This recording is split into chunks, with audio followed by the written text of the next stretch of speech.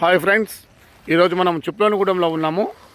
ఇక్కడ మనము mango and coconut ప్లాంట్స్కి అడుగు బాగాన ఎరువులు వేయడానికి ఇట్లా రౌండ్గా పాదులు చేసుకొని చెట్లకు కింద ఎండిన మట్టలు ఉంటే క్లీనింగ్ చేయించి వాటికి మొత్తం గీడింగ్ వర్క్ అంటారు. ఇలా మట్టలు ఎండిపోయిన మట్టలు మొత్తం నీట్గా కటింగ్ చేసేస్తాము.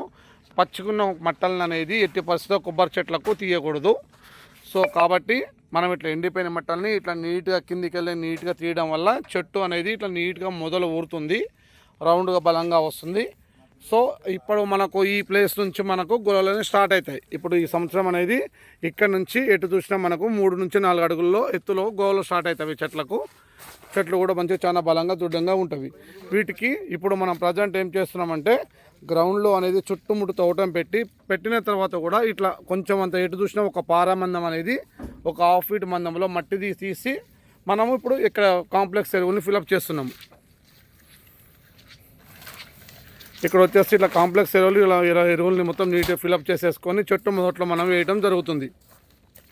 ఇక్కడ వచ్చేస్తే మనకు chloro 50 cc and neem cake,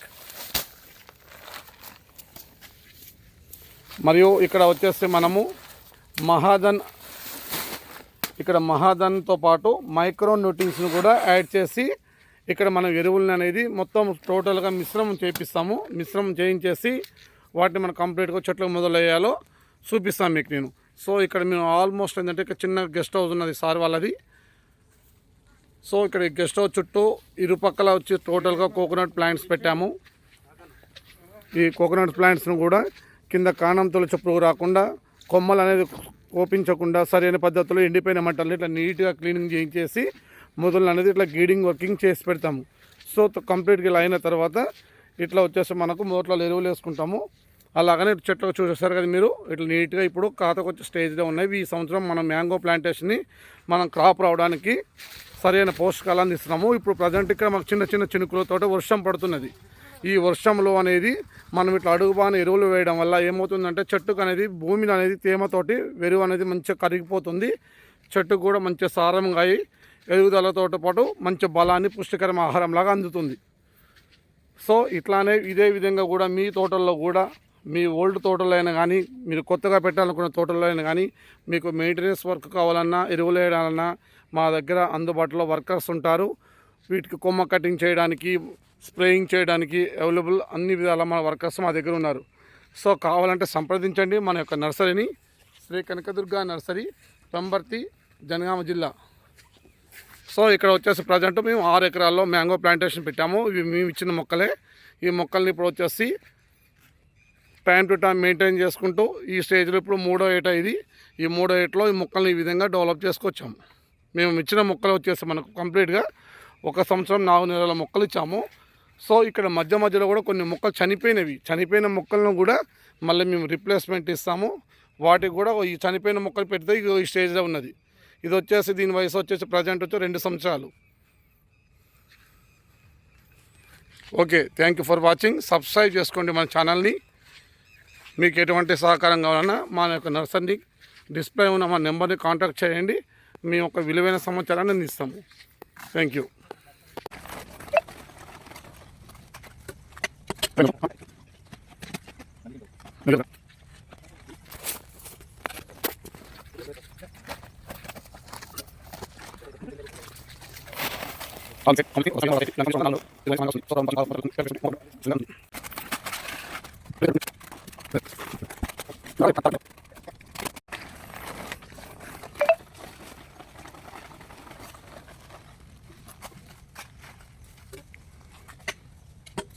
అయిపోయింది మొత్తం.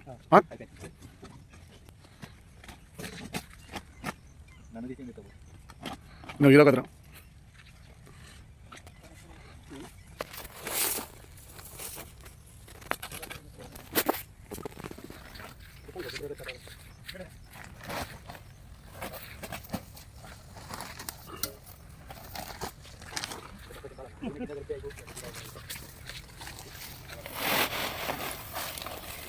ఆల్ మిక్సెడ్ కాంప్లెక్స్ని ఒక బస్తా మీద మరొక బస్తా వేసి ఇలా మిశ్రమం చేసుకోవడం వల్ల 4 మూలలు ఎరువు అనేది సమానంగా కలుస్తుంది. సో తర్వాత మనం పచ్చిన పాలతోటి మొత్తం కలుపుకొని చెట్లకు వేసుకుంటే మొక్క కూడా సరిగ్గా అందుతుంది. ఇట్లా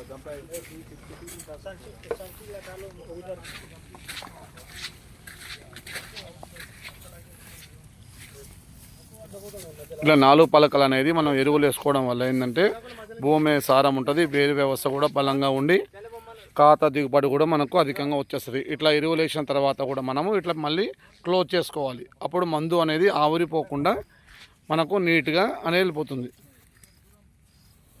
ప్రతి ఒక్క వేరు వ్యవస్థకు అందుతుంది.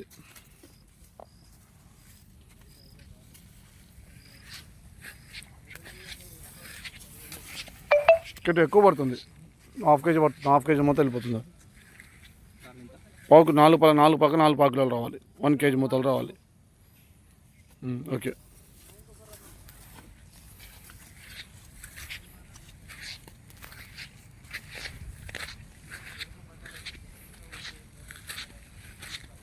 ఒక కంపెనీకి ఎంత డోస్ వస్తుందో చూసుకొని దాని ప్రకారం మెయింటైన్ చేయాలి.